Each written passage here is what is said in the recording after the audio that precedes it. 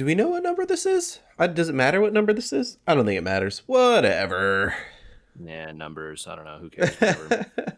We're going to talk some more Discovery episodes 6, 7, 8? 6, 7, 6, 7, 8. 8. 6, 7, 8 of Season 3 Star Trek Discovery. And What I a think you, slate. yeah, man, I think you very astutely noted as we were getting ready to start here that we seem to be in this pattern of these 3 episode arcs that we pick, Yeah.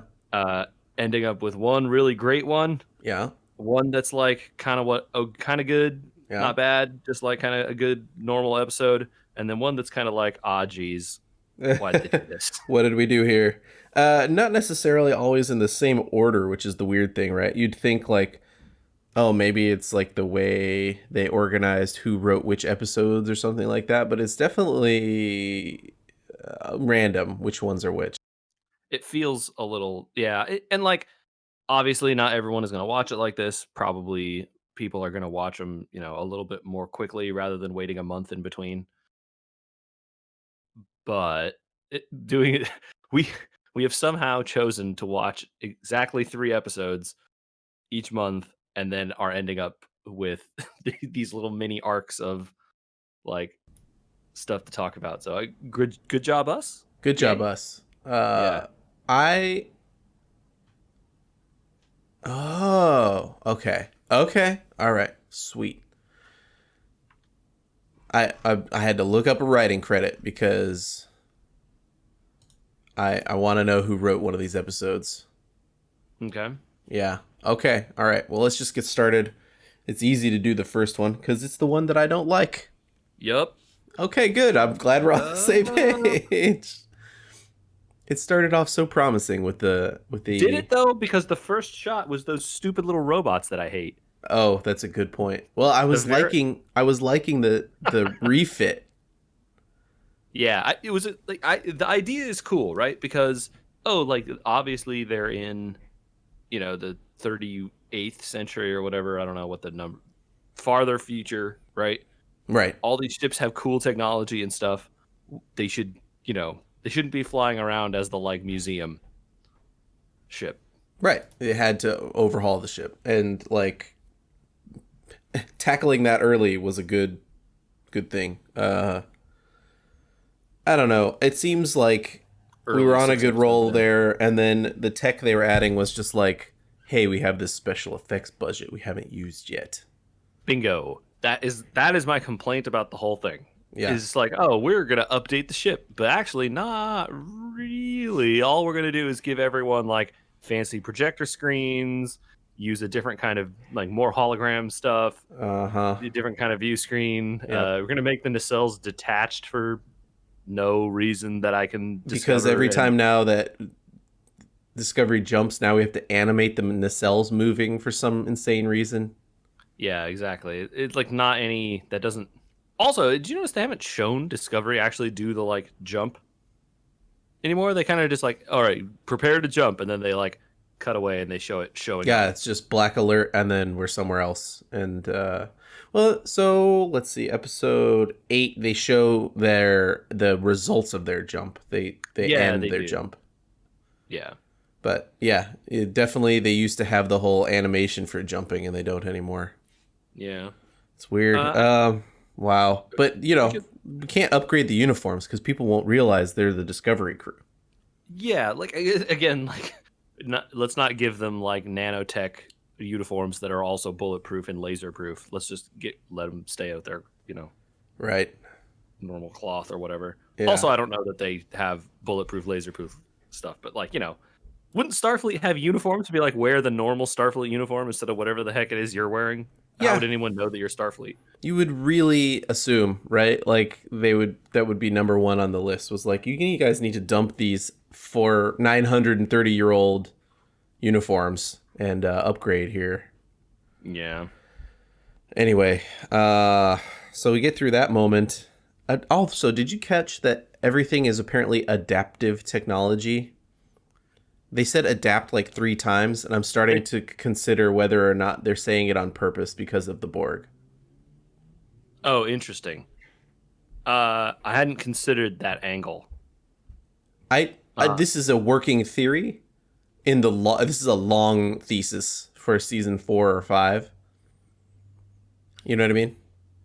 okay. This is not a gonna get tackled anytime soon. But they said adaptive like 4 times, and I understand adaptive is a different word than adapt, but like at one point she says, "Oh, the thing will adapt to you," you know, and so it's a little bit on the edge of like, okay, they're saying it so many times, but But the that's just a Borg, working theory.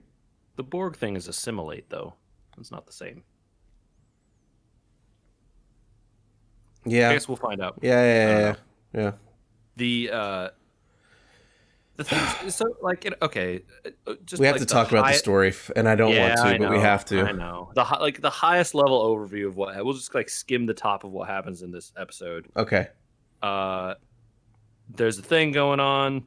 The Emerald Chain is bad.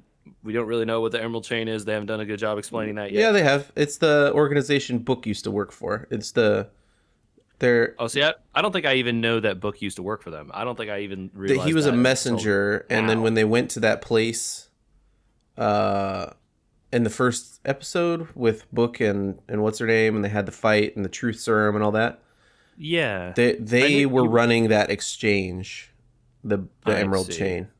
I don't know that I heard that name It's the then. Orions and the Andorians, and they're the Right. criminal syndicate that kind of run everything, and they have access to all the Okay. dilithium that's left in the universe. You know, Supposedly, right.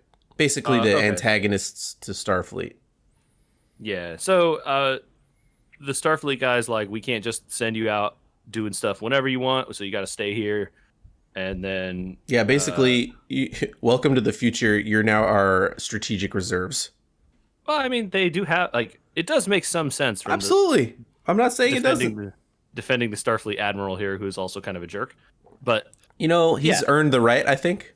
yeah, yeah, yeah. He has a ship that can literally go anywhere at any time. It makes sense to wait for a crisis and then send them there Yep. because they can do that And when they have a none of their crisis other ships brewing with can. the Emerald Chain, and so he says, get ready to get into combat, basically. Yeah, and in the meantime, Book's ship shows up and has some kind of like a automated distress call, prompting uh, Michael Burnham to be like, "Well, obviously this means we're gonna go save Book. So spin it up, Saru. Let's go. We're doing it."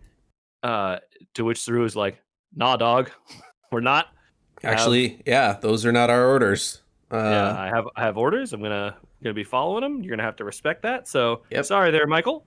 Please sit tight." And she's like, okay. And then she immediately goes off and starts an unsanctioned mission, taking along JoJo because of course she would. Yeah, it was immediately at that point when Burnham like starts to confront Saru that I was like, okay, they're turning Saru into some kind of captain for real here. And Mm-hmm. also, why is Burnham a part of Starfleet? Which I guess we Well, tackle over these 3 episodes after I, this.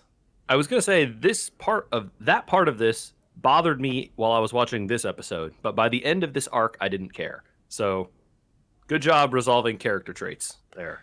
Yeah, it was definitely a character trait after. So this is episode 6, and Yes. literally episodes 1 through 6, I've just been like, Yeah, why is why? Michael here? Why is she part of Starfleet? She obviously doesn't want to follow orders in the. And I still have that question in the long run of like, I don't know. She just doesn't. We'll talk about her later, I Okay. guess. Let me work on the idea here because I wrote down some ideas later on after episode Well, we can get like to it when we get to 7. it because they're Yeah. gonna. I think we'll have stuff to talk about with episode 7 and then after 8 as well too. Yeah. So So the Giorgio Burnham buddy show happens, which is basically all I ever need. I mean the. I just want to point out. I think this part of this episode was just a giant homage to Running Man Yeah. Mhm. with the defense grid that blows up your head, which is literally the thing from Yep. Running Man. It's like completely that the prison breakout. It's all that's all Running Man. Yeah. Recast Book as Arnold Schwarzenegger, and it's the same movie. Dude, I would watch the guy that I don't know his name. Whoever plays Book, I would watch him Do Running Man? Yeah, that would be do Running awesome. Man. He should play. He would Yeah, do I it would watch well. it. I would watch it. That would be fun to watch. Yeah. Okay. They're doing that thing. They make a prison breakout. Philippa is like, acting as the haughty evil overlord, and So they can get the in to get to book to get to a The black MacGuffin. box Okay, yeah, it's a black box. I didn't from remember what it was. I it's just a wrote down. Obviously, we need a MacGuffin. so basically like the long term story of this season is going to be what caused all the dilithium to blow up. We have to answer it, and Well, because we as if have that to. wasn't clear already. Yeah. Yeah, and so there's going to be many a MacGuffin, so every episode's Yeah. going to have a small goal related to finding info about this sort of thing, and one of them is exactly what I feared, and the other ones are fine. This one's fine. Black boxes Mhm. make sense. They Sure. would Yeah. have them. Yeah. Right. Yeah.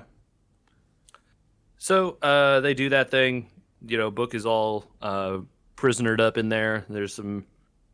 Uh, they're doing the whole showing clearly that these people are bad. It's not just like they're not just making these people prisoners, they're making them slaves. They're Yeah. implanting chips in their neck. They're doing the Yeah. whole thing. It's all these people are all very bad.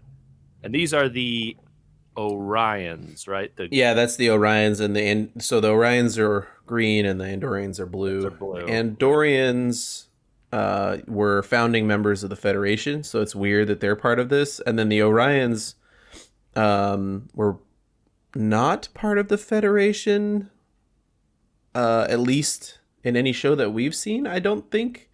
What's her Yeah, name from the animated show, the good the lower animated decks, show? Uh, lower decks, Lower lower Decks decks. is an Orion that Yeah, talks about how most of her people are still kind of criminals yeah. and slavers, but she isn't and others aren't. So I don't know what's going on there if they eventually joined the Federation or not. It sounds like the Federation basically took over everything at one point. Well, Um, who knows? I mean, the future of the show between then and this time, yeah, I feel, is intentionally left vague. yeah, So, yeah. It's okay. anywho, we meet the nephew of Osira. the leader of this Emerald Chain group, who is running this place, and he's a real jerkbag, which again Yeah, seems to fit the theme here. All these people in this syndicate, not great people. yeah. So they decide to stage a prison break to get Book out, and so they do that.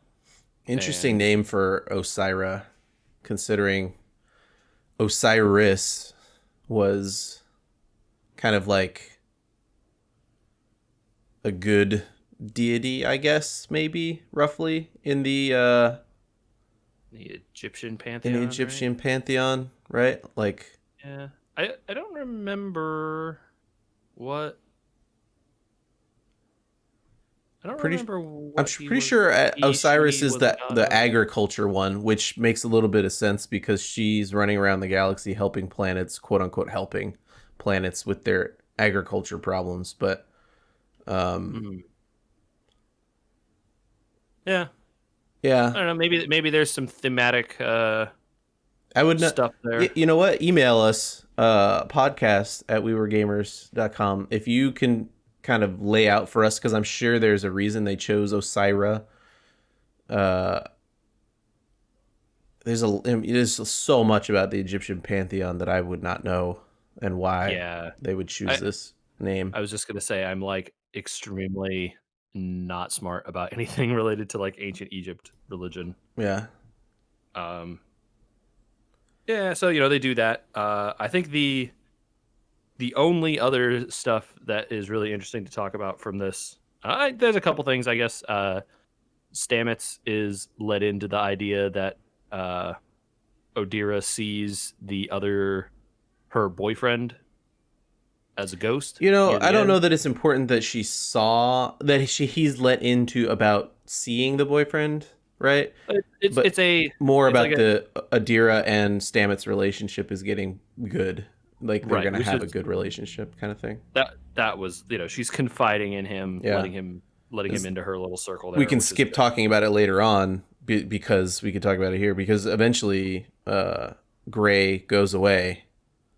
Yeah. Uh, And again, it's not clear if that's permanent or intentional or, or what. They're kind of leaving it mysterious, but also Trills are mysterious. So, yeah, but it seems like she's starting to get along pretty well with Stamets as like a fatherly type figure, if not actually like a father figure. I Um, hope that the gray disappearing thing is about exploring the nature of the dual. They don't really do that yet with her like they did in DS9 a lot, which is right. like, this is all of us and we are one kind of thing. And obviously, Adira later on clarifies that she is not she, she's they. So, Right. uh, there's going to be a lot of that type of personal exploration. I think maybe having Gray disappear is the beginning of that. I don't know. Could I be. don't want I to don't know. overstep because I don't really. It's like not my area of expertise. So Sure, certainly. And I think it's anyway, I just think it's nice to see Stamets and Odira getting a little, yeah, as long as it's not friendly. the only relationship they have is so like Stamets relationships. Hmm. Tilly is maybe the best one that he has, and the rest of them are very singular, right? Like in terms of their purpose. Even his relationship for me with his almost husband Yeah. with the doctor is kind of like one note sometimes. Like it's Hmm. always he gets wise counsel from this person, he poops on that person, the other engineer gives him crap. Like there's like, Mm. and so I hope the Adira thing is so we can open up his character a lot. It would be good.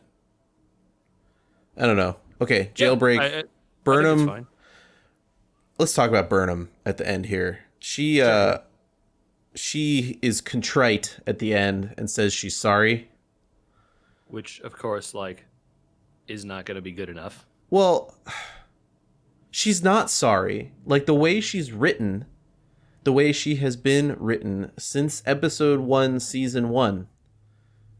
Yeah, she did what she thought was right, She and does is this every time. And yeah. so they have created a character here, and maybe this is the point, who has a major problem with fixation on what is quote unquote the right way and what she will do and what should be done. And it does not at this point gel with her quoted stated position of Starfleet being her main objective, right? And that does get tackled later, but at the same time I'm not sure I'm satisfied because she keeps doing this stuff. And like there was no chance when Saru was made into captain by her that she was ever going to listen to him. And so I don't understand why anyone around her feels her contrition. Yeah. I, I'm confused and a little bit off put by the lack of awareness about who her character has been for 3 seasons. Yeah, I mean, like, look, this isn't the first time she's been completely insubordinate and was then afterwards rewarded for the insubordination, right? That has happened earlier in this show as well. Yeah, at least she wasn't rewarded this time, I guess. Yeah. I I don't know, man. It was never gonna work having her be XO. I don't understand that, and I guess that's Saru's inability or inexperience in being a captain. Yeah, and I think that's actually the only reason they had her as XO as this little like mini arc Okay, is because it shows that Saru didn't actually know what the right thing to do or the right person to have as the number one is. I also don't agree with his second choice, although she seems better at it. I mean, I think you can't really be worse choice than Burnham. It's literally picked the exact wrong person, Yeah, the in my person that book. has done it before and failed before, right? Like, I mean, like the idea that she's done it before and failed before is fine, but her as a person, as a character, yeah, is not a good choice for that job. yeah. I She's mean, not. She's the person who's going to constantly be contradicting the captain, which is part of something that's part of the first officer's job, but it isn't like the primary thing. She's also constantly going to be off doing whatever it is that she wants to do that isn't necessarily what the captain tells her to do. She will certainly have a lot of wise counsel to give to the captain, which is a good thing. Yeah. I But, mean, not everyone's Will Riker, right? Like, right, we exactly. gotta assuage ourselves of the theory that everyone is Will Riker when it comes to being an XO, but at the same time, like, she was on this universe for a year before they showed up. She gave up Starfleet. I don't understand what makes her think in these episodes, even after the Quat Malat, why she wants to stay there and follow orders. She doesn't follow orders. She has never followed orders. right. And now That's the that thing. Like, yeah. and now that she's in the future where she knows more than everyone, it's going to be impossible for her to follow orders. And even in the last episode, they find a way around following orders for her. Right. It's just I mean, frustrating. it is some of this is inherent in the show and her being the main character, right? Sure, Like, absolutely. we're gonna end up having to do the thing that she wants to do because this is in some ways her show and her story. You know what the So- worst part about all this is? It would all be acceptable if she was captain. Yep, I was just gonna say that. Yep. It's I like mean- if the solution is that this is the problem, like if this is the problem, you should have made her the captain, and then she can do all this stuff, and it's way less problematic, right? Everything is mean, solved if she has the authority of a captain, because she can say, well, it's captain's authority. I didn't all the way break the rules, but at the same time I had to break the rule. I mean, like, she's not as cocksure, but she's definitely on the Kirk path of like, I'm going to do what I want and I'll end up an admiral anyway. You know what I mean? Like, Yeah, it certainly feels like that, right? And you know, Starfleet is a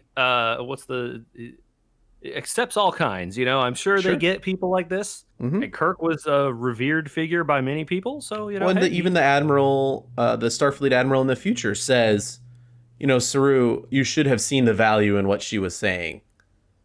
he does. He's like, you know what? It actually like this was a potentially a good thing, right? Yeah. Like that there was value in this, and Yeah. getting this transponder could be very useful to us. We'll see. We got to analyze it or whatever. But also, like, yeah, Everything you guys did here was, he basically tells everybody what they did was wrong in that scenario, but hey, it worked out. But at the same time, like, I At like some level, him. I got to learn his name because I really like him. He's a good Yeah. well-written admiral. He does the thing that is good that good admirals do in Star Trek shows, where they show up to be disciplinarians, and they show up to sort of be like, hey, here's the overarching conflict. You, Captain, have to go solve this for us. And also, they're very good repositories for wisdom of other characters, especially him. Right? He's been in Yeah. this universe longer than Burnham. He's survived Starfleet fracturing and all that sort of stuff. So it's He has information about like things going on elsewhere in the galaxy, maybe that Discovery doesn't sure, understand. but right? he's allowed by to the be way, like, he's allowed to be that wise character because he knows more than they do. So yeah. I think she takes off her badge at the end of this, and I wish she had quit. But we don't get that, and that's okay because episode 7. Yeah, they demote her back to chief science Oh officer. yeah, That's the end of chief that. chief science officer. Okay. Episode 7, man. I want to know what your opinion, just off the top, is of your head. Of episode 7? Yep. This is easily my favorite of the 3. This one was great. I think this is my favorite so far, possibly in the series, but definitely in this season. Yeah. There are this is a great so episode. many references in this to other Star Trek that I'll try and fill us in as we go on the story of it. But like, starting off the top, it's called Unification 3. Yep. Which I was is just gonna say a callback to the fact that there was an episode called Unification 1 and 2 in TNG. TNG. Yeah. Michael mentions Spock at the beginning of this, and it's weird to me, but it is addressed later that she has never looked up Spock before now. Yeah. And to see what happens. She says later, I didn't let myself look him up. I didn't want to know what happened to him. Which is odd. I don't know why you wouldn't do that. Yeah. I mean, I don't know. That's one of those things where like some people maybe would deal with a loss or something like that by not wanting to look at it. I could understand not wanting to find out, right? Yeah, I guess with where the universe is at, right? Like he's obviously passed. There's no way he's still alive, and Starfleet isn't some mecha organization or like, you know, some shining beacon on a hill anymore, so she can go like, Spock's probably responsible, I should look this up. Instead it's Right. like, oh my god, everything's falling apart. And if you consider for the year that she was with Book, they probably didn't have a lot of time to be sitting around looking at archives. Yeah.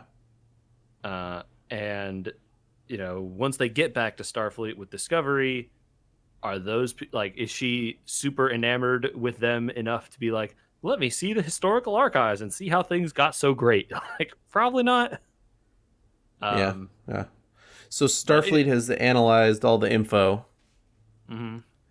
uh, and they talked about 3 ships and succession blowing up at different times, even though it was several milliseconds or, you know, microseconds or whatever they say. Yeah. It is different times, which means there's a point of origin for the destruction of all the dilithium in the galaxy, not that it happened instantaneously. They Right. quote unquote account for all the reasons, and including the ships being hundreds of light years apart and all that sort of stuff.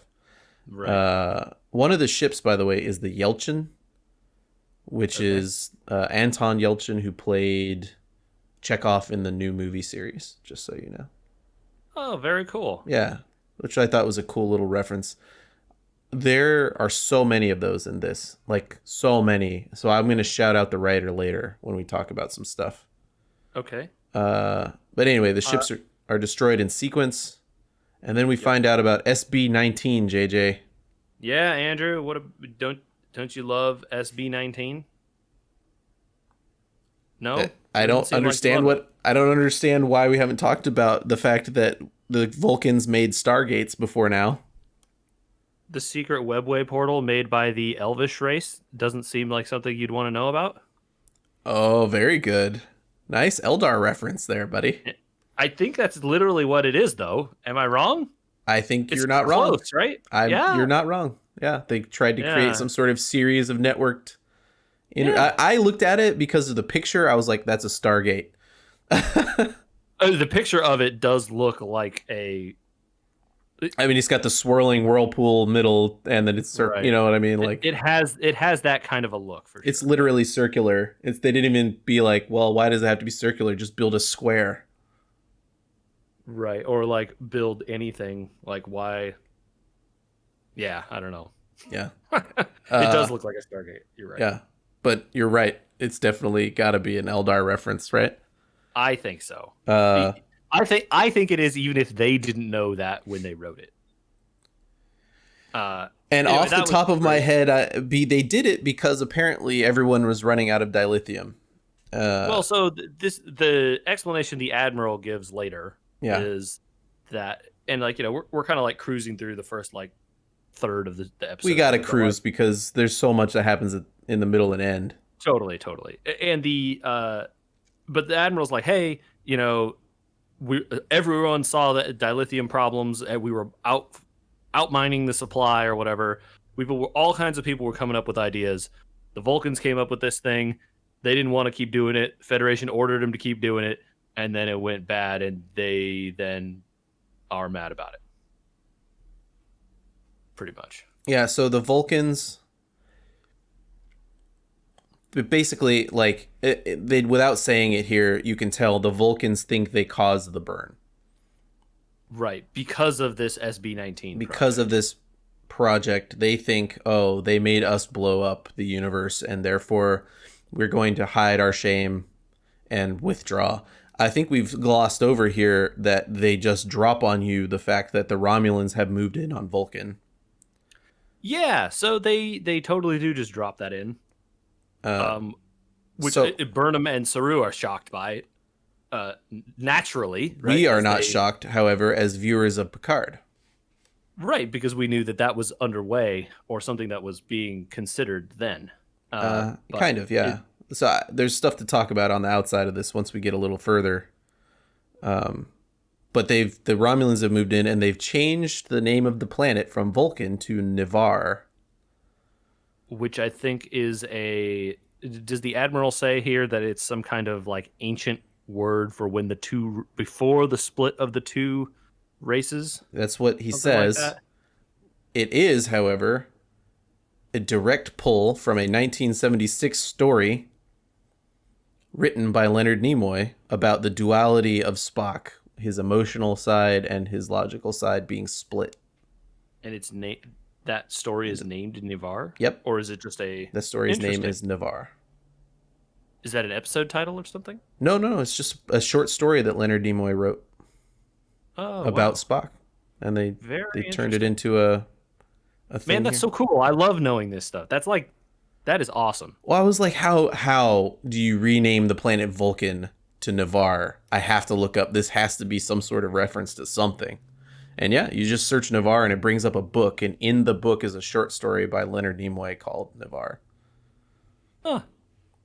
Yeah. Well, we also see in another cool nod to old stuff, as Burnham is looking up what happened to Spock and all of that, they literally play a clip of Leonard Nimoy in Unification 2, Yeah. probably, I love that it says it's from the files of Jean-Luc Picard. who was in that episode, Of course right? he was, Talking with yeah. Nimoy at this time. It's great. And yeah, and it's a little hologram of Spock's face talking about the unification of them and how long it might take, hundreds of years and all of these things, but eventually they will, and that was his goal and all this stuff. Yeah, And and Burnham's so obviously happy.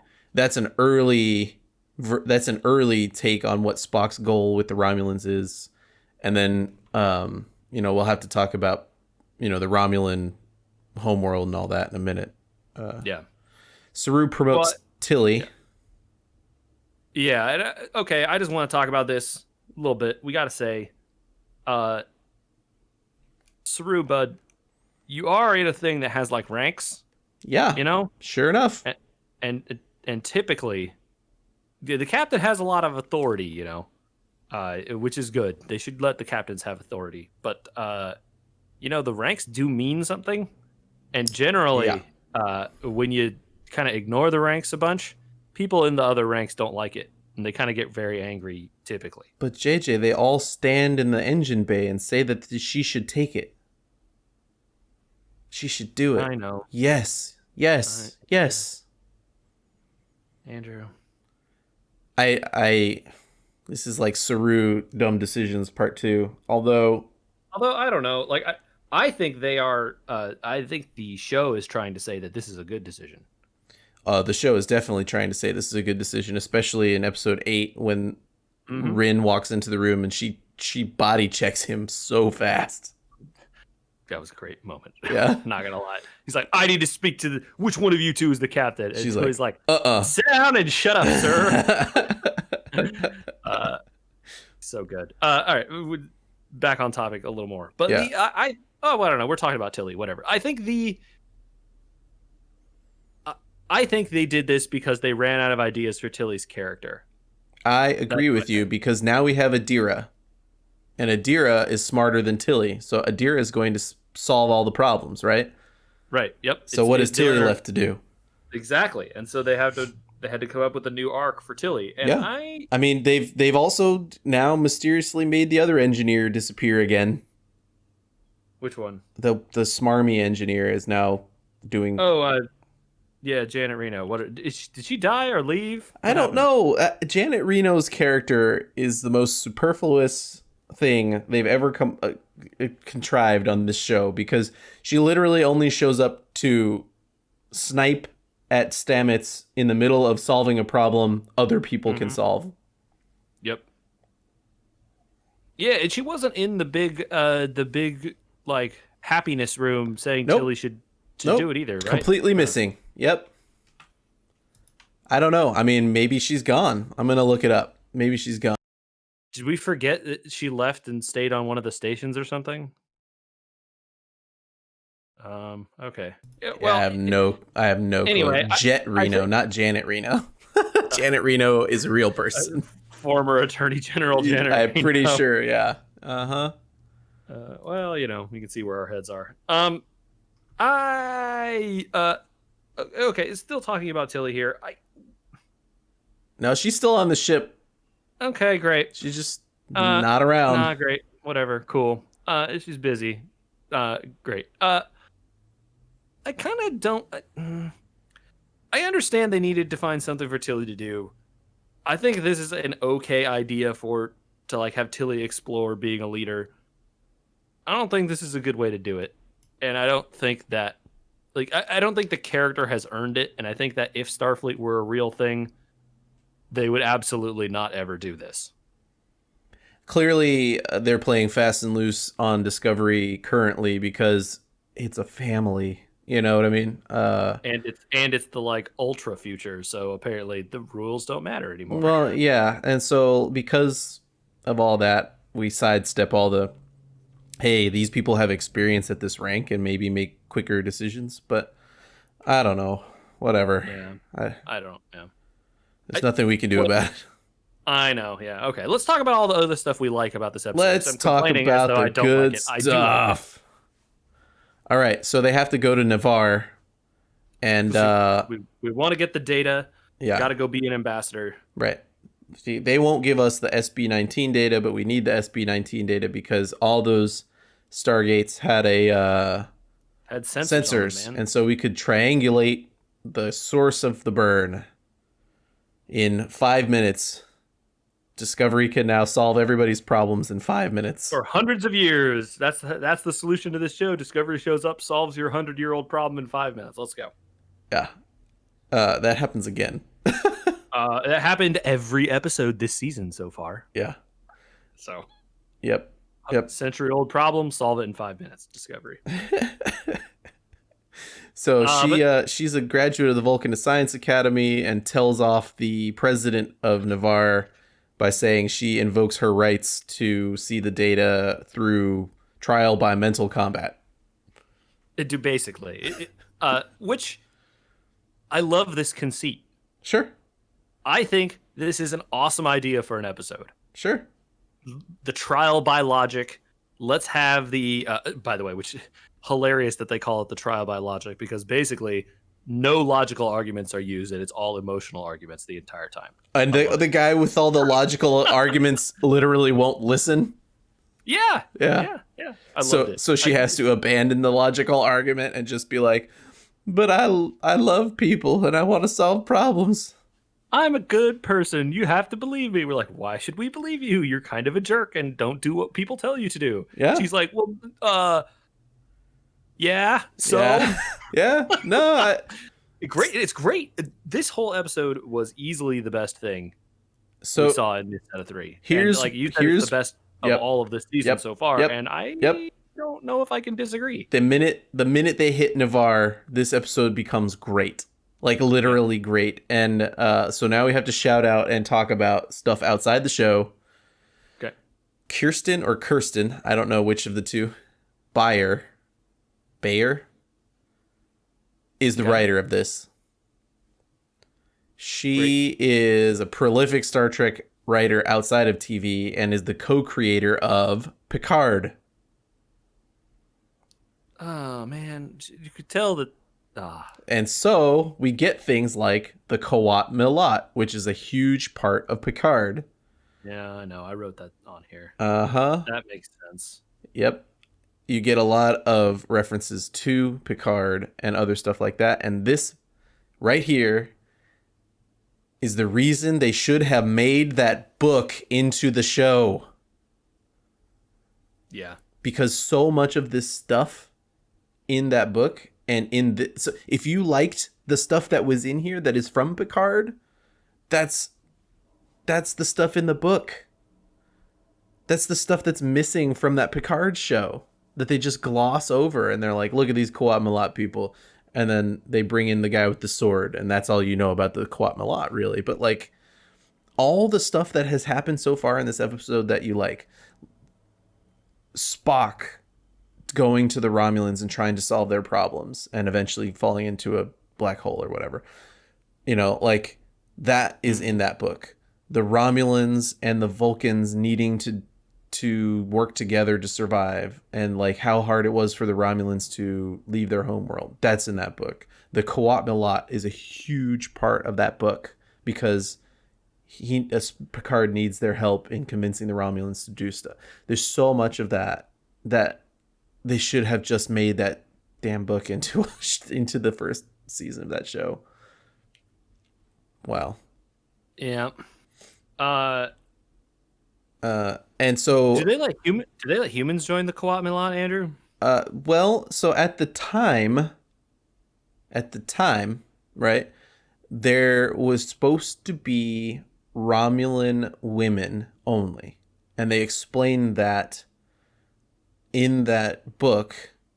I can't remember his name, but the boy was not technically Qowat Milat. He was raised by them, and he considered himself to be one of them, but they allowed him to leave and help Picard on his mission because he wasn't technically, although, you know, he saw himself as that, and that's why he bound himself to Picard. Like the mom you're talking about here, whose name I can't even remember. They don't say it. Something Burnham. You assume? I guess by the future they've relaxed the rules a little bit. At least she's a woman, and therefore you get the idea that. But like the idea, oh man, so good that like, hey, look, the Qowat Milat from Picard are the only reason that these people are getting along, because truth is both logical, you know, can communicate to both the logical and the emotional, right? And I think even the Vulcan, or I don't know what she is, the president of Navarre says that the Qowat Milat were essential because neither side could trust each other, right? The Romulans were distrustful of everyone all the time anyway, and the Vulcans were especially distrustful of the Romulans. And so, you know, the Qowat Milat, whose whole thing was absolute candor, truth and being truthful all the time, you know, to a fault, were useful in that you could get a Qowat Milat to mediate, and believe that they're gonna tell you the truth, right? Which is a process that happens here in the middle of this trial, as Burnham's mom throws her directly under the bus with some truth. She uses truth. Her mom doesn't break the rules or even bend them, but she definitely uses truth to force people to see things they don't see, and that's what Qowat Milat is supposed to do. So you're seeing what Qowat Milat are supposed to do. They don't do it as much in Picard. They're much softer hand with Picard because he's much more logical and even keeled than most people that Qowat Milat work with, right? Mm-hmm. So I have a lot of damn it's in here because Saru is turning into a good captain. I mean, what's wrong with that? I think we want him to turn into a good captain, right? I know, but like, no. I'm just remembering season 1 Saru and how every time I groaned when he was on the screen. It's true.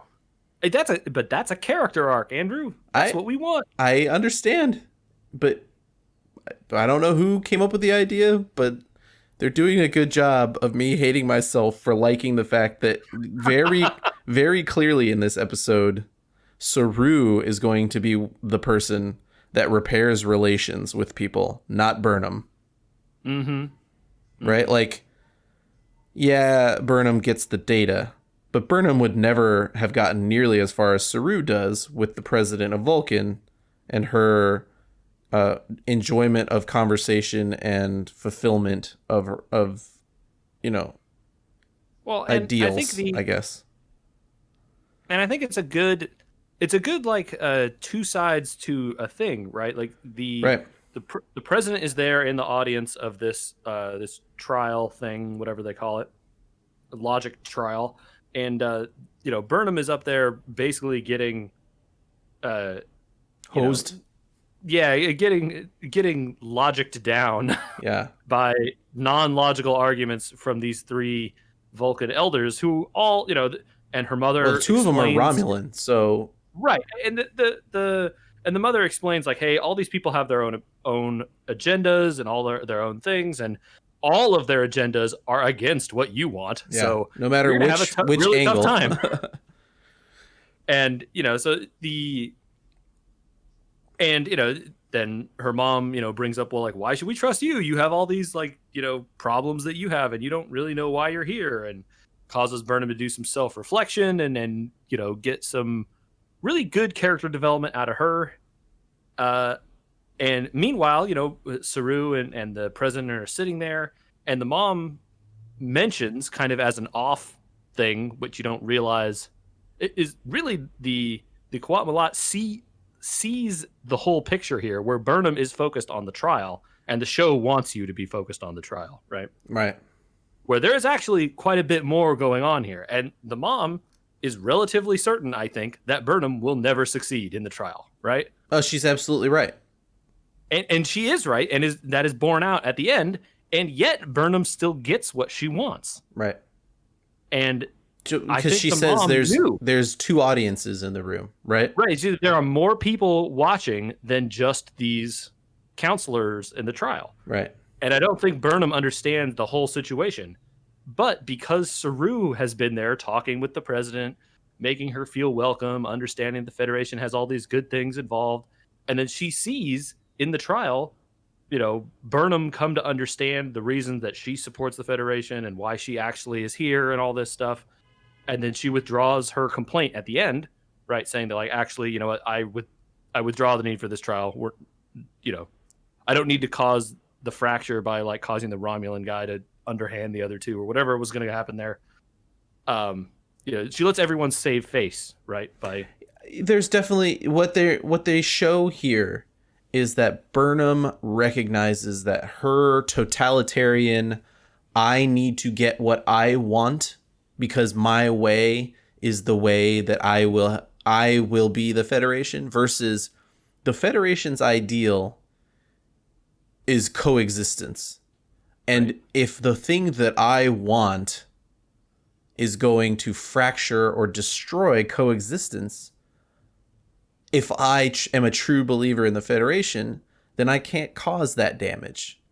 And Right. that is the duality missing from the captaincy of Saru, and if Burnham were a captain, right? Like, these two, like you're saying, are a tandem of what the best captains in Starfleet have shown us in two separate people. Which is why if she weren't the character she was written to be, would be a good XO, because she would be able to balance. My dog is snoring. She would be able to balance Saru's lack of fire in a certain way, right? And so the realization that she cares more about the ideals of Starfleet than she does about this burning question that she broke the rules for one episode ago. Right. Now, I don't know if it's because of Starfleet. I wonder if it's because of Spock, right?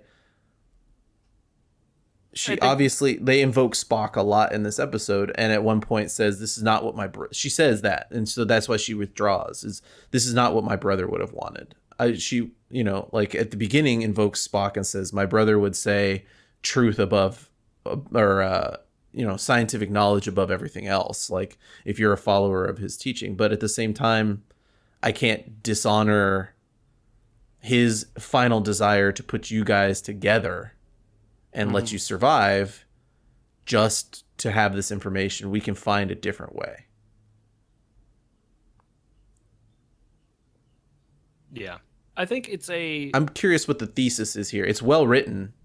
Well, I think the ending is sort of the ending moral is by being selfless and giving up what you want, you end up getting what you want in the end, right?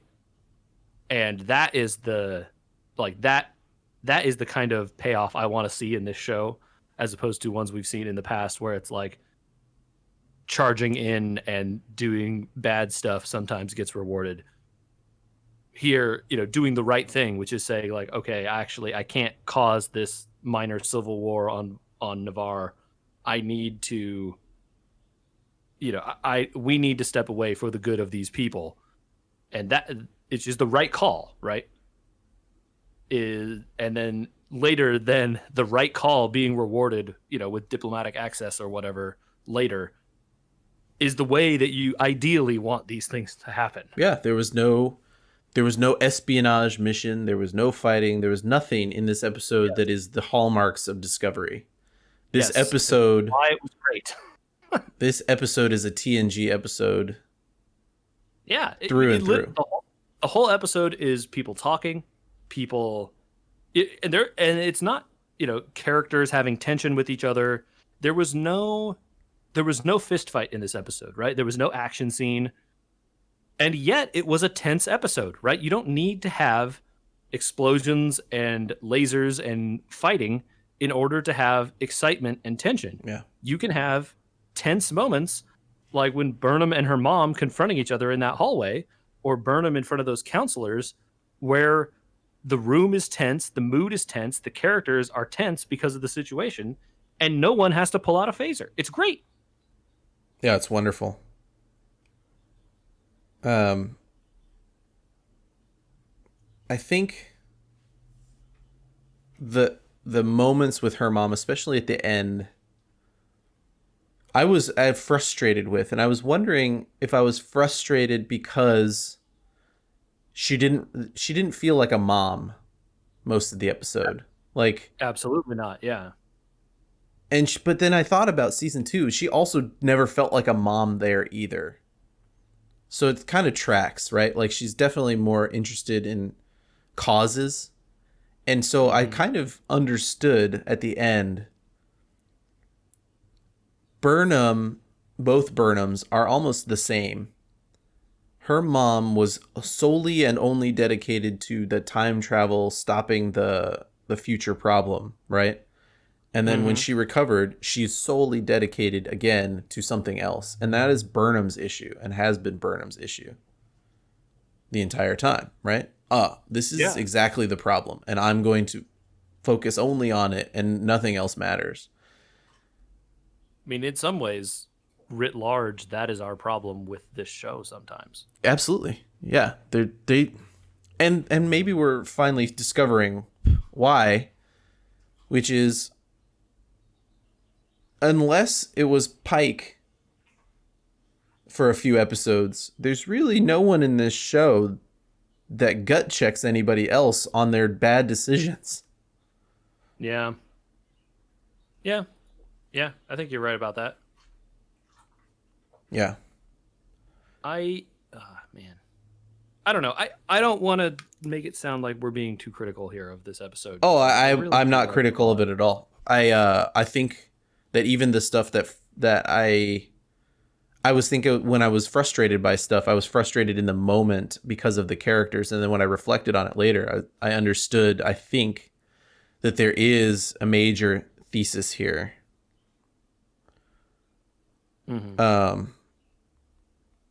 Of talking about who Burnham is by using they obviously chose the mother for a reason, right? They could have chosen any Kawat Malat, and the Kawat Malat probably could have, in a conversation, assessed Burnham's issues and used them against her to create the same thing. It could have been anybody. Totally. Like they absolutely had no need for it to be her mother. And so using the mother makes it a reflection of herself. Because at the end she says, I haven't been able to ever tell you this, but you know where to find me. But I've given everything to be Kawat Malat now. And so, yeah, it's a cathartic moment, but like, it's also a mirror of who Burnham could be versus who she's going to choose to be, right? So maybe finally after 3 seasons we do get a change in her decision making and her overwhelming desire to only do what she chooses to do, even if it's against Starfleet regulation and rules and all these things, you know? Yeah. Yeah, man. I think you really hit the nail on the head there. I don't know what else to say about that. I think that's right. Yeah. It's a great episode. It's fantastic. I really, really, really like this one. Even the actual frustration of watching Tilly ask if she should take the XO job. It's like, if you're going to be in charge of people, you can't ask them if you should be in charge of them. Yeah, exactly. Like, whatever. We'll leave that whole thing out. It was good, and I think it's so many parts of this episode that I like, and I think this episode made me feel good about watching even the next episode, which I think I liked less. But I still felt good about it because I liked that last one so much. Sure. I don't think this is the worst of the 3.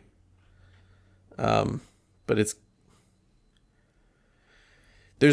they need to do some stuff with some characters and some plot, and so we get what we get here. I think. You know what I mean?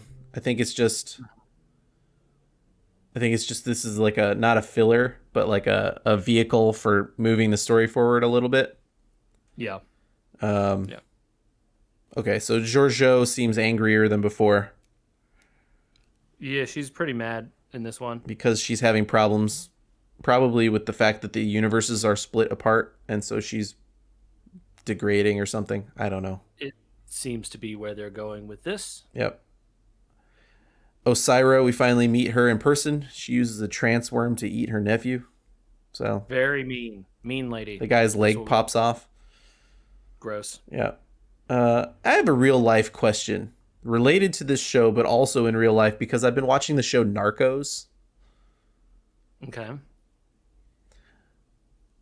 Why do people run organizations like this way, where like everyone lives in fear of being killed all the time? It seems like not the right way to do this. Like, A, why would you ever work for these people? And B, why would these people always not end up dead all the time? Which they kind of do. I mean, Andrew, are you asking like why warlords exist? I don't think that's like a...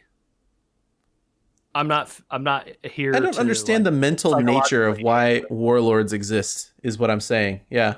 Also, I think the thing you're not getting is these people are psychopaths. Yeah.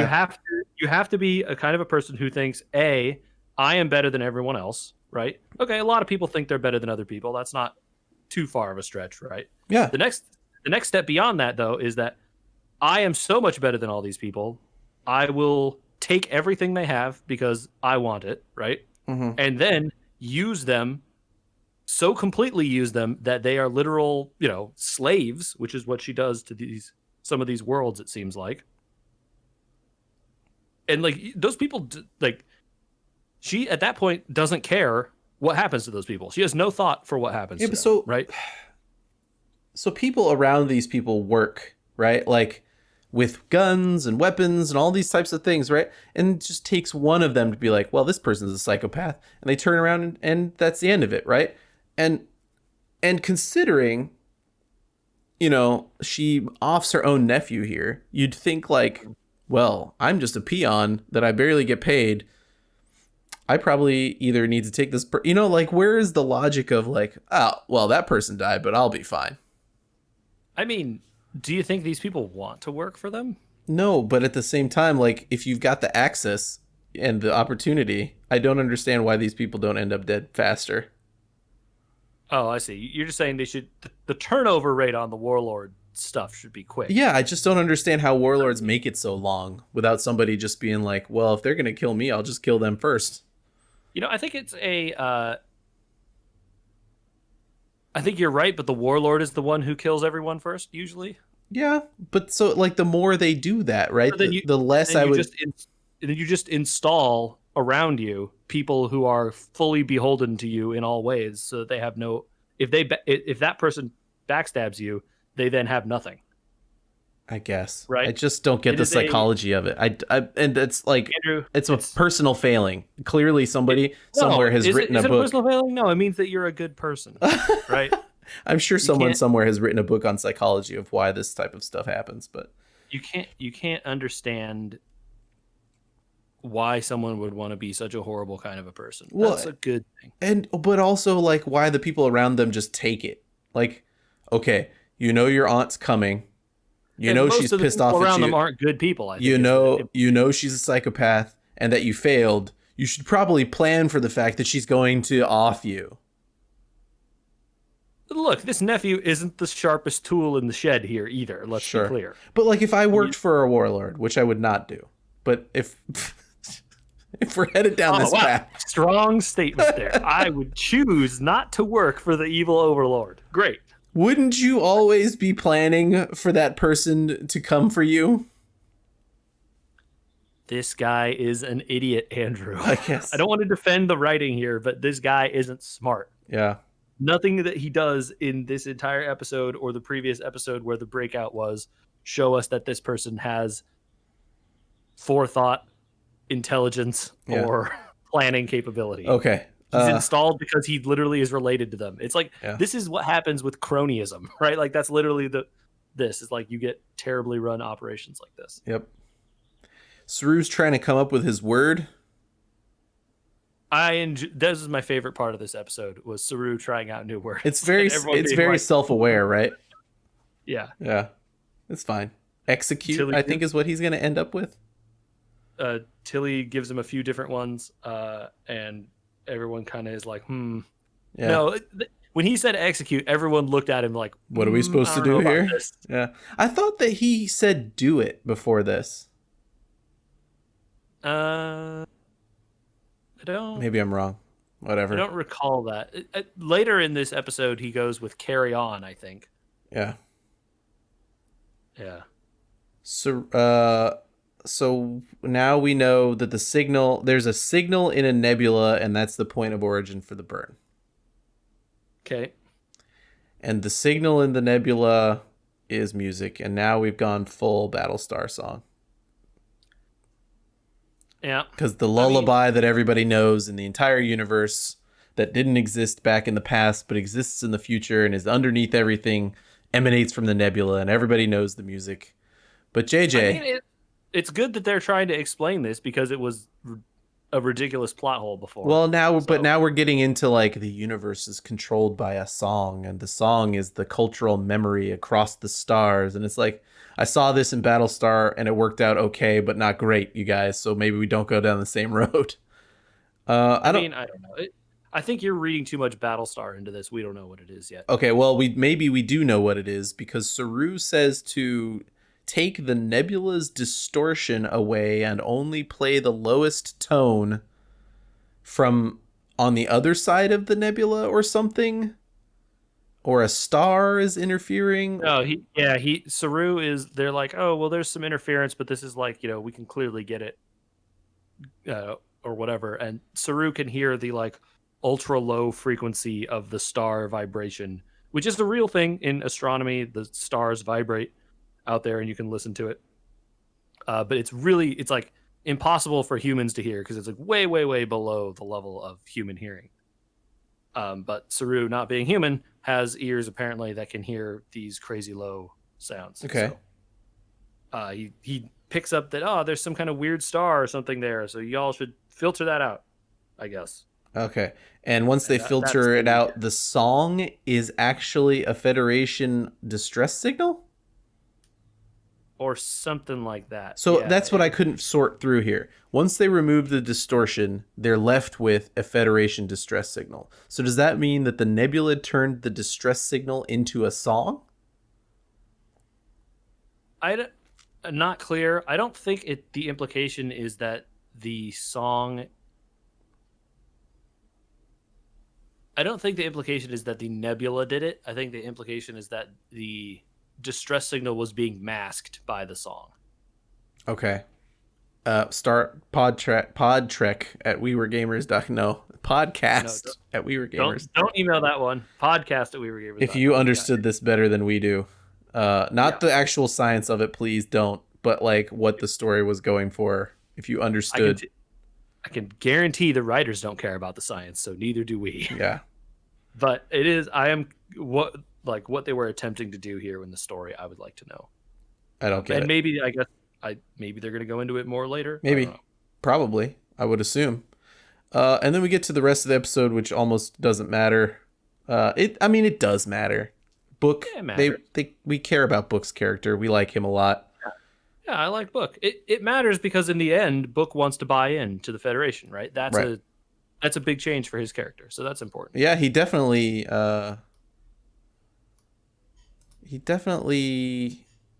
becomes a different person, right? Like at the end of this. Yeah. Cleveland Booker is the name we know him as, but he hits the planet, and we're supposed to meet his brother Kahim, and his brother Kahim calls him Turex. Yes. Which is, I guess his old name, or like a family name, or something like that. Yeah, I got the impression that this was his like given name from this planet, and when he left, he took a different one. Yeah, that was the. I don't know if that's exactly what's going on here or not, but that is the. So he left Quajon because his adopted brother Kahim, was like working for the Osiris Syndicate, I guess, by giving transworms away. And it seems like what happened is the brother took some help from the Syndicate, the Emerald Chain people, and as that goes, they give you a little bit and they take a lot. That's how these kind of things basically go, right? Yeah, because they have some sort of pest called a sea locust that is overtaking the planet. Right. Which again, Discovery solves in 5 dude, I wrote that down at the end of this. I was so pissed off. Every episode, dude.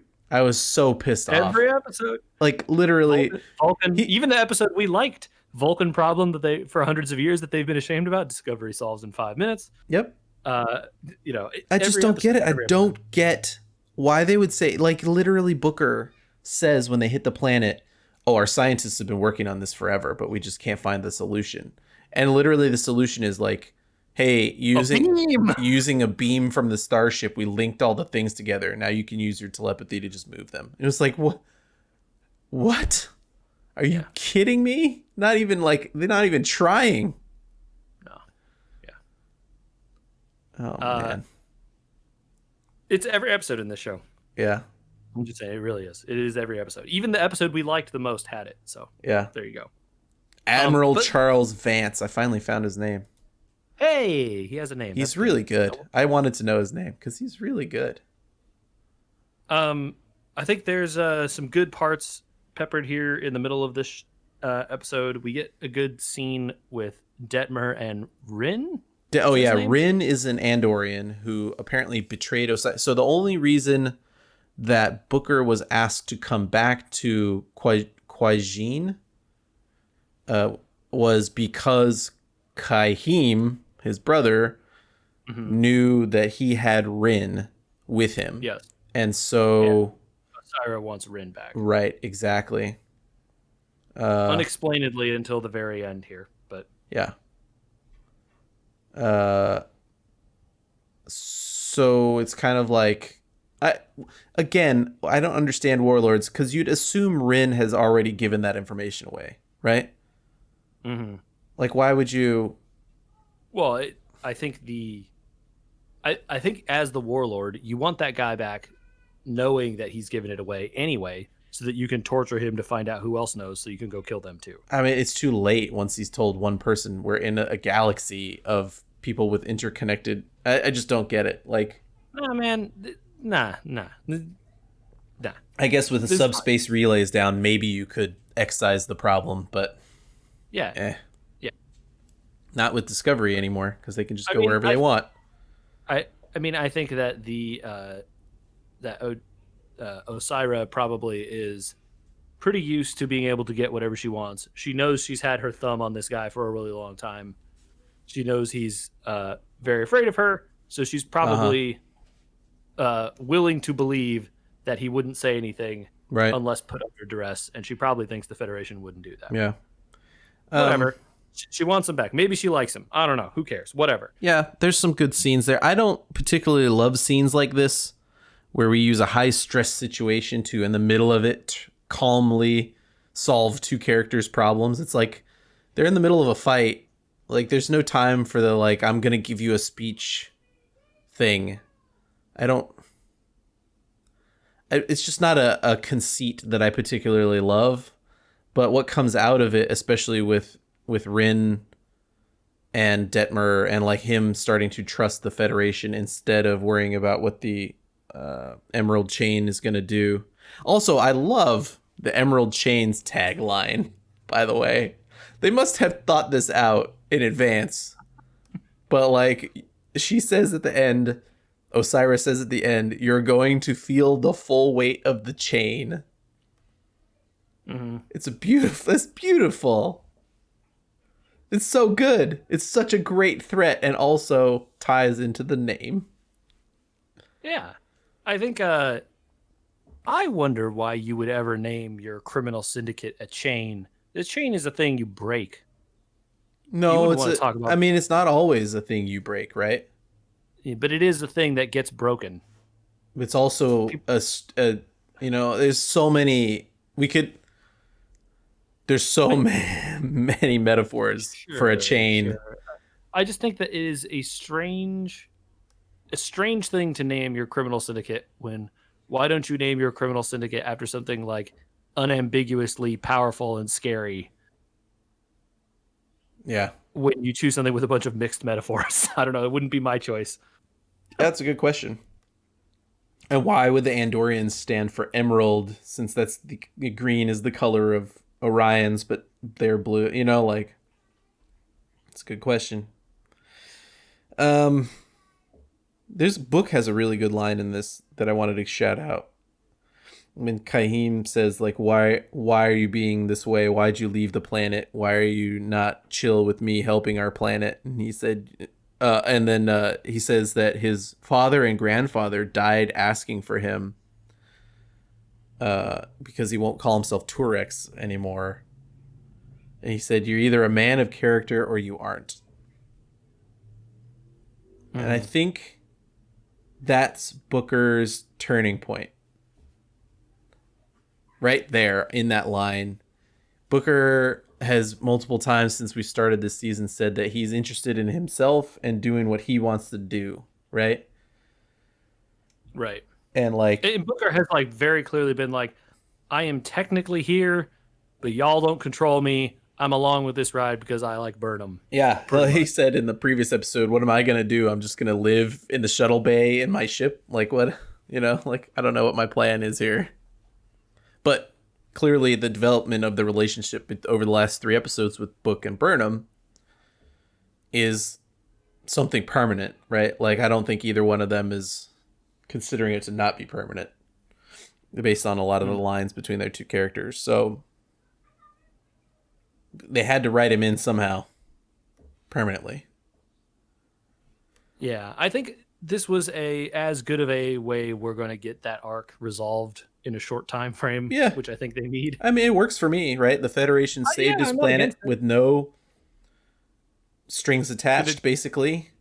right, right. The thing they even talked about it earlier in the episode. But like the thing they went over is that well, there's always a string with the Federation, right? What do you people want? There's always something, and they're like, no, man, we're just here to help. We actually are seriously just here to help. We'll show you. Look, we're helping. Okay, we're not asking for anything. Thank you. Like, that was it. Yeah. So, Yeah, and in that Picard book, they talk about how the Federation and the Vulcan president also hints at a lot of the stuff in that book about how the Federation had become something different than what they're trying to aspire to now, and what they're going to have to change Admiral, what did I just say his name was? Charles Vance's opinions on in terms of what they're trying to accomplish, right? By the time Picard happens and seems like much into the future, the Federation becomes an unwieldy large organization that has the big planets, Earth, Vulcan, that use the little planets, right? There becomes an underclass in the Federation. And there are planets that are there to serve and planets that are there. And it's not intentional in terms of like a malicious thing, but it becomes an inadvertent byproduct of the size and importance of certain areas of the Federation. And so rebuilding this organization by saying, well, let's really recommit ourselves to the ideals, right? We're here to be Starfleet and to help people, but we're not worrying about creating the Federation. We're not going to try and convince Navarre in this 5 minutes to become what they used to be. If at the end, I would have liked episode 7 less if at the end of that episode the president had been like, let's join the Federation. Yeah. Well, and the same thing, not believable. The same thing happened on Trill, right? Hey, when you got your stuff back together, Trill would like to talk, but we're not ready yet. Yeah. I think that part of you have to, even though Discovery solves everyone's problems in 5 minutes after showing up that have been around for 100 years, if you want us to believe the problems are real, you can't solve them like that. Yeah. And so, it is good that they don't solve, or the big problems, which in, I guess, the mind of this show is the Federation having been crumbled and the burn and all this stuff, are the thing that aren't solved in 5 minutes. I would also, the other centuries-long conflicts are the ones that get solved. I would like to ask you what your opinion is of how ridiculous or not ridiculous the idea of I'm not breaking my orders of interference if I have a ship fly out of my cargo hold and attack them instead of my main ship. Andrew, that person went rogue. I don't know what you're talking about. They disobeyed my order not to do this and did it. It doesn't matter. The effect is the same, right? We turned off the recording so no one heard us planning it. The effect is the same, right? Like the Emerald Chain is against Starfleet now. Yeah, but they already were, right? Like that, it didn't. Okay, I understand your point. You're correct. They made the situation worse. Not wrong. But like, if you're gonna do it, just do it. And the Admiral will rightly be mad. Right. Well, this way you have plausible deniability. You can tell the Admiral, we didn't disobey your orders, right? And the Admiral has to admit that they are technically correct. Because if Saru did it, right, the Admiral could just say, all right, well, you're off the ship now because you can't follow orders. Yeah. So now he can't do that because he's technically correct. This is the like Captain Kirk walking the fine line after he punched out the ambassador. It never works for Kirk, and it's not going to work here. Exactly, it's not going to work. Obviously, the next episodes we're going to be fighting the Emerald Chain. I'm sure. Yeah, like that's going to be the thing. Yeah. But we were going to be fighting the Emerald Chain anyway, since they were being set up as these big bad guys. Sure, of course. So then why have the plausible deniability? Why not be the captain that said, hey, you said not to get involved, I understand, but in the observation capacity, we observed the fact that they were going to obliterate the planet. And we said, no. Yeah. Captains have the ability in Starfleet to make these types of decisions, which is exactly what he admonished Saru for not doing earlier. Yeah. So the growing moment here is, he interfered, I guess. But like the real growing moment would have been for him to say, I will interfere. He pretty explicitly endorsed this plan. I get it. But so since he explicitly endorsed it, and since we're going to be at the thing anyway, why do the convoluted thing other than to have the Rin Detmer moment? I don't get it. I mean, I'm pretty sure you figured it out. The Rin Detmer moment was the thing, Yeah. but also, I mean, I don't know. It- the I'm overthinking it, it, is what your problem you, is. certainly, but also there is a thing I have noticed in this Star Trek since all of the new Star Treks that have come back. They don't find the capital ship battles to be interesting or exciting, so they always want to pivot to using small things that can fly around and shoot stuff. They never want to have the big ships fly around and shoot each other. It's so much more exciting to me to have the big ships do stuff. I I hear you, but that's not what the show has shown to ever want to do. Yeah. And that is a outside, that's a meta game reason, not Sure. a within game reason, within lore Within reason. game, in-game reason. Okay. I don't know what the word like metagaming is the thing that I'm doing here with this, but it's like meta showing or whatever. Yeah. I don't know what the word is. Podcast at We Were Gamers if you know what the word for the thing that I'm talking about is. Nice. But yeah, I don't know. This was fine. Whatever. I have no problems overall with it. I think that how we get there sometime. This is here's my review of Discovery in general. I like where we got to. I didn't like how we got there. Yeah, It's like, exactly. sure, I'm in Hawaii now, but I really didn't want to be on that cargo ship for 3 weeks. Yeah. Man, being in this hold really sucked, but it was nice when I got to Hawaii. Yeah, and I had a lot of good conversations along the way. I mean, with me and this tennis ball named Wilson had a great talk. Me and these rats. Yeah, it was great. Yeah. I promoted somebody to XO of my cargo hold. Sweet. Yeah. I don't know. Whatever. It is what it is. The Jet Reno was there. got to be somewhere, I guess. I guess. I would love to know where Jet Reno has been for 3 episodes. In some ways, though, your analogy is not too far off of the problem I think you and I both have with this show overall, right? We are on a ship, and the ship is going somewhere. We have no control over that whatsoever, and we're just kind of along for the ride. And it is nice that sometimes on that ride you get some sweet, really good Star Trek episodes like episode 7 here. And then sometimes you get not so great ones like episode 6. And then sometimes they're just there like episode 8. It's very weird how uneven some stuff is in this show. And it really is starting to come down to like who wrote or who directed. And this is just not even this show has been on for 3 seasons now. Yep. And the seasons have been pretty different from each other. Yep.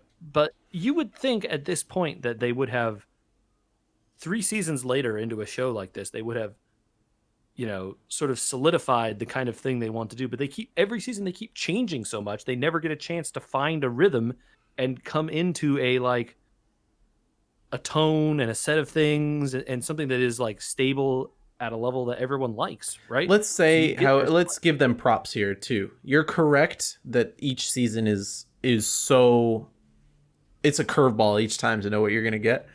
But towards the end of season 2 and season 3 in its entirety so far, they finally said, yeah, each episode we're going to solve a little problem, but every problem is in service of the narrative. The show is now a narrative only show.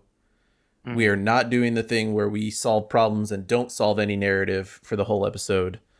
We went to Vulcan and we had a great episode at Vulcan. Sorry, Navarre. And yeah, the side story there is great and the best part of it, but it was all in service of this exact part of the meta narrative. Which I think is the thing that we wanted them to do last season. We wanted them to pick what they wanted to do, and they finally picked. And so season 3, while uneven in a different way, is now at least not whiplashing us between types of shows. Yeah, okay. I agree with you. I think you are right about this. And it is definitely it doesn't feel like I'm wondering if this show is going to be a monster of the week type show, right? They're not I am always clear that this season is going to be about figuring out the burn. Right. Right? It was from episode 1 to episode 8 so far. Every episode has had some reference to it in some way, Yep.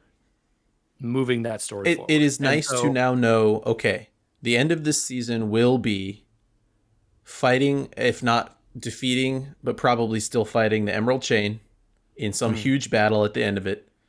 yep. While at the same time, we will probably solve the burn by the end of this season because of how quickly they're moving on it and how it seems like they need to desire to do it. And that there will be, some sort of exploration of the captaincy of Saru, a development of a new thesis for Starfleet. They're creating a meta universe in the future where they are having narrative control and they can change as much as they want. It seemed like that show previous to now, especially in episode 1, had to tap dance as much as possible. And even then they missed and stepped on stuff, right? Like all the time. Like, oh, Well, why are these Klingons look different? Why does this? Why does that? And yet felt like we can't do that, so we got to do this. so do you think it was a mistake for them to originally set this show in the past? Should they have just started this show in the future as a ship from the future in the future Federation that is broken up and the burn happened and all this stuff? Like if Discovery had just been a ship from this time and the series started here, would it be a better show, you think? I think if the show had started mid season 2, maybe.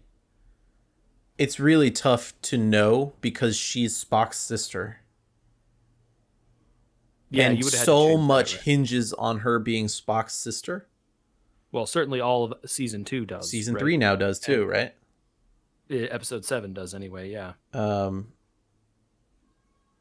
it's so integral that I can't.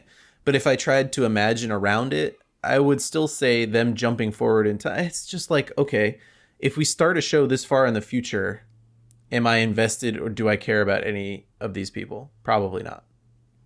Yeah, I get it. It's hard. Um, I just wonder, like, if this was always where they wanted to get. Did they want to get to a place where they were free from all the shackles of the old Star Trek? This is why they jump Picard into the future instead of where the book starts, right? Like that book is now more important than ever, The Last Best Hope, because it is integral to 2 series in terms of understanding why the Romulans are who they are in the future in Discovery and Picard and all this stuff. And so, like, I think. Sorry, what? Yeah, go ahead. Oh, I would say not 2 full series. You don't. It's really only episode 7 here. Sure, but like having the knowledge in episode 7, I'm guessing going. Sure, it makes it better. Yeah, I'm guessing going forward too, it's going to be important as we develop Navarre, right? We'll see if we come back. I'm not sure that we will. Okay.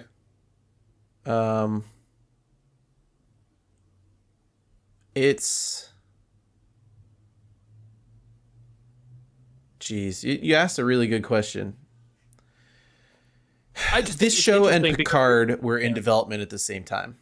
It took a lot longer to develop Picard because they wanted Patrick Stewart, and Patrick Stewart needed the show to be a certain thing, or he wouldn't do it. Right. If they wanted them to be connected, if they wanted both of them to feel like new universes, which they do. They definitely do.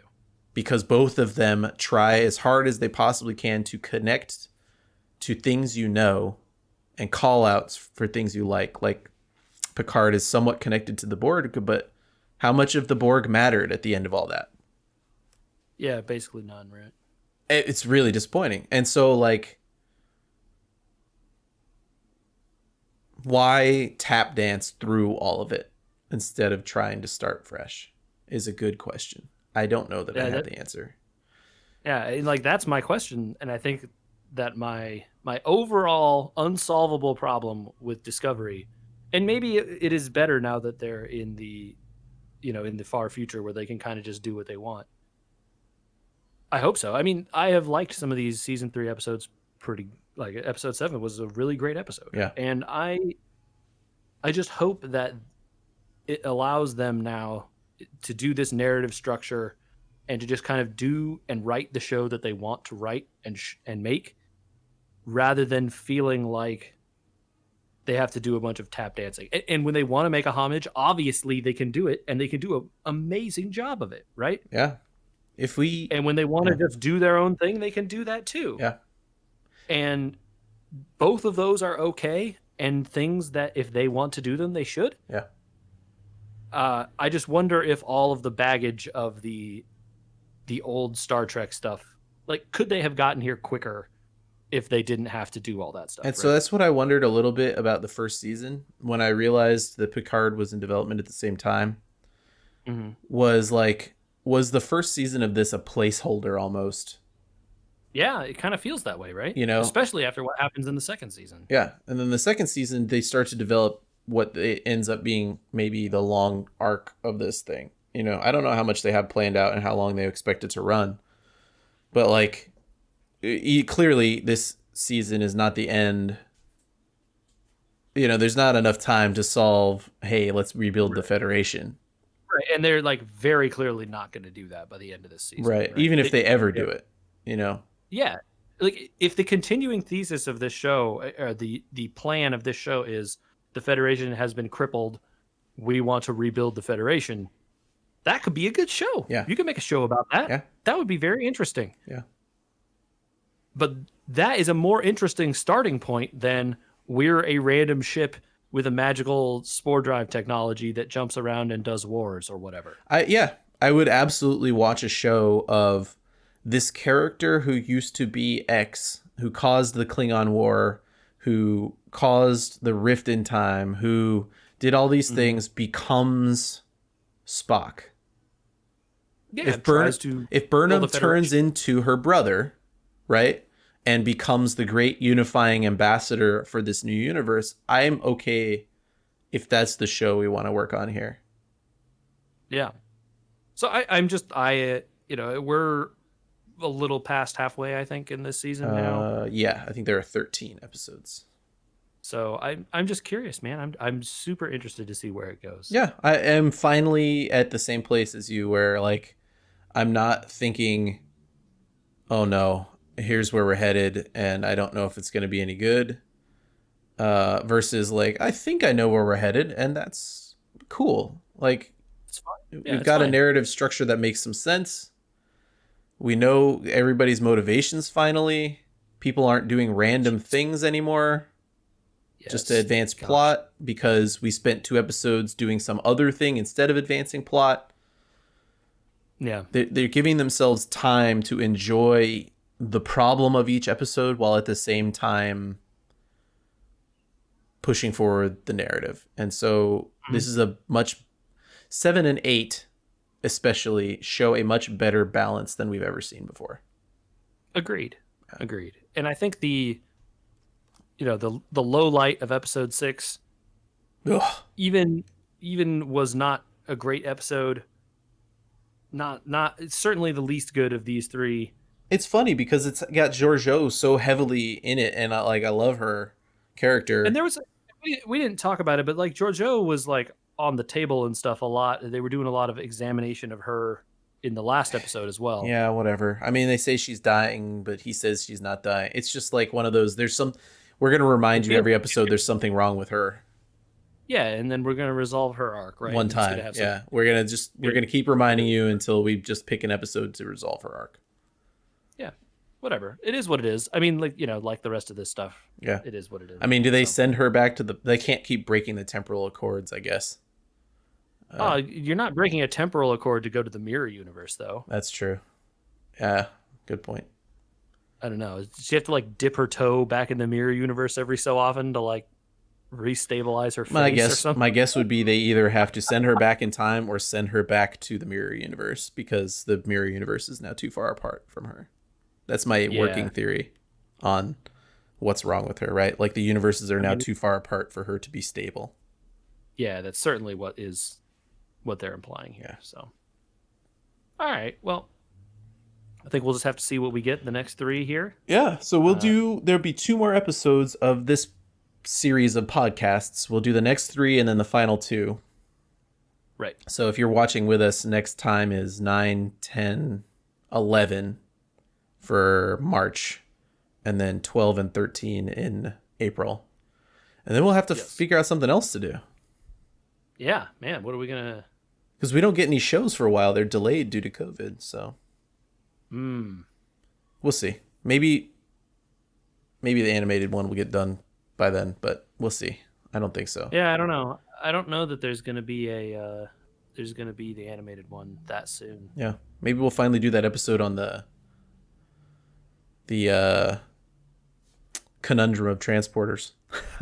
There's a lot to talk about there. Yep. So anyway, if people want to get at us, they can find us on the internet at We Were Gamers on all kinds of social media, Twitter and Facebook and Instagram, and wherever fine podcasts are distributed, you can find this one, Subspace Transmission. If you search for We Were Gamers, you'll find it right there. You want to email us, as we have mentioned several times. If you have answers to any of those questions, please email us. We truly do want to know. Yeah. You can send that to podcast@weweregamers.com. I think a lot of people think cynically that podcasts ask for emails for quote unquote engagement. We ask for emails because no research, and also because we know people are out there with more information than us. And so there is genuine curiosity behind saying, if you know, then email us. Yes. And like the result of it may just be that we read your email and feel like we know more. It doesn't necessarily produce hashtag content for this pod. Right. Oh yeah. It hardly ever, I guess. Yeah. Because it's not about hashtag content here. This is the name of the pod, I would like to say, because maybe we've talked about it on the main pod, and maybe you guys only listen to the sub pods, one of them or both of them or all of them or whatever. The name of the pod is important because it's a thesis of what we care about, right? Like, we're not, this is not the hashtag content creator pod. This is not the we want to be streamers pod. This is not the we're gonna be professional podcasters pod. It's literally like the dudes who used to play games and talk about stuff pod, trying to chill. This is the chill pod, where if you like Star Trek, just come hang out with people that like Star Trek. And that's literally why we started it. I don't think even Discovery was out when we initially started it, was it? It must have been, I guess. I don't think it was our original thesis to do Discovery right away. We started talking about TNG. Yeah, I think and we were like, we should just talk about TNG while we're recording it. Yeah, I think the original idea was like, man, I just want to watch some Star Trek. There's so much Star Wars all the time. I don't want to talk about Star Wars because I don't like it, and I like Star Trek. We were really frustrated with it at that point in time. But we ranked. I think we ranked the shows was our first episode, and then Star Trek Las Vegas announced Picard. Yes, and so that was our second episode. And we fantasy drafted Bridge Cruise. We should get back to doing some of that type of stuff too after we're done with Discovery season 3. Yeah, I wonder if we have to go back and change our rankings now that we have Discovery in there. So does Saru count as the captain and Pike? I mean, Pike would count certainly, and Saru would be separate from Pike. I would say they're not the same person, right? Yeah. So what was that? I think that was episode 3 when we ranked captains. I can't remember. It was a while ago. Anyway, it's on there somewhere. Scroll back far enough, they'll find it. Yeah. If you go to our website and you search the podcast page for Subspace, or you go to YouTube for Subspace, you can find all that stuff. Yeah, episode 3. Oh, Mentor, My Mentor. What a good name. I'm so good at naming stuff sometimes. It is very easy to go on YouTube and search for all this stuff by pod and categorized into playlists and stuff. So that's very helpful. All right. Well, now that's enough about that. And until next episode, what did he say? He said, carry on. Yeah, I don't know about that one either. I think you might have to keep trying. Yeah, keep going, Saru.